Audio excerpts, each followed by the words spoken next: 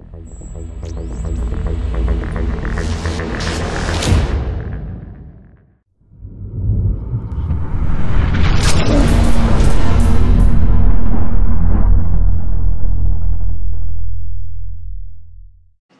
everybody, Ronnie here. So I wanted to talk about two things today. The first one is a story that was tragic and yet hilarious. So earlier this week, up in Portland, I-5 northbound. I don't know if you've been there. If you have, I-5 in Portland, it's pretty much a parking lot half of the day, and it is, for being in a major metropolitan area, just twisty and turny for no good reason. A truck was going up I-5 and tipped over. It ended up on its side, and that was a bad part. The good news is the driver survived. The bad news is not all of his passengers survived. And how many passengers were there? Literally hundreds, because he was hauling chickens. Some of the chickens didn't make it. That's tragic, because they didn't make it to the local Popeyes or KFC. But a lot of the chickens did survive.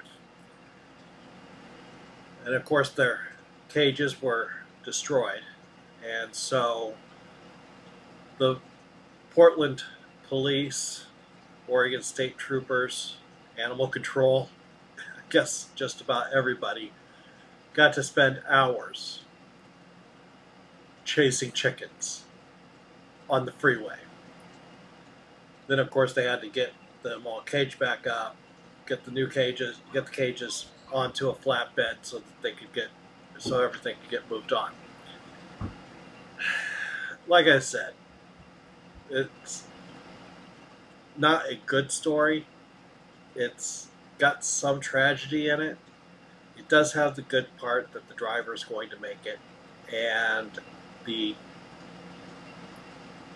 absolute hilarious thing of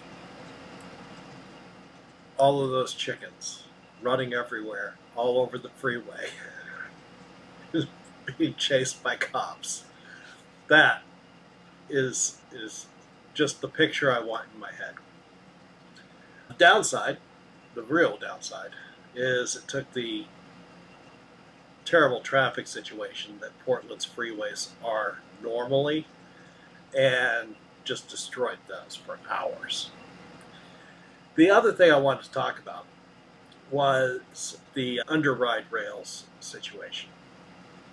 I know I made a video a few days ago about this. I'm not sure that I actually published it.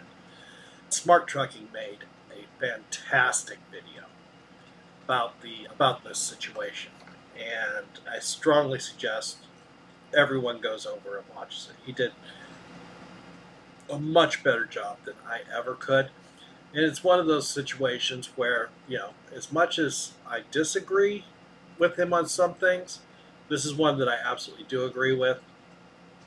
The cost to put underride protections on trailers is, as far as the big trucking companies goes, absolutely negligible.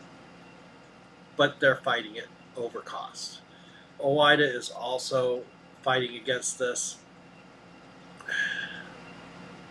and it just seems to me like OOIDA just is opposed to anything that can make things better in this world.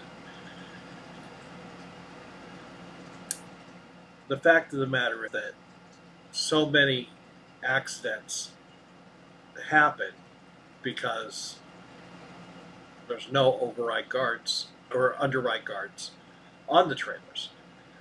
And this A car hitting a trailer is most likely going to end up with, at the very least, serious injury and more likely death. Like I said, Smart Trucking did a great video on this. It's a little bit longer than most of his videos, but it is so worth it. Absolutely go over and check that video out. I was just watching a show on A&E. It was, I don't remember what it was called, but it showed a truck dragging a car that got hooked under its trailer for 4 miles. And with that, and if I can find some of that footage, I'll put that up. But with that said,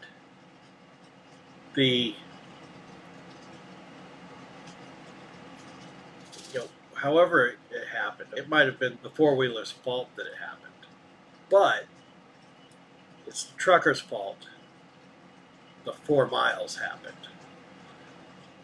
We have mirrors. We have giant mirrors that we should be checking every few seconds. And there is no good reason why a truck should drag a four-wheeler just in front of the tandems for 4 miles. And I understand a lot of things can happen to a trailer and we don't feel it when we're driving. But at the same time, it was on the driver's side at that. It was a side accident. The fault for dragging that four-wheeler that far absolutely falls on the driver because he didn't check his mirrors. Thanks for watching. If you have any comments or questions, please put them down in the comments section below. I have started up a Patreon if you'd like to support the channel financially. I would appreciate that. I'll put the link to my Patreon in the description below. Thanks for watching, and I'll talk to you next time.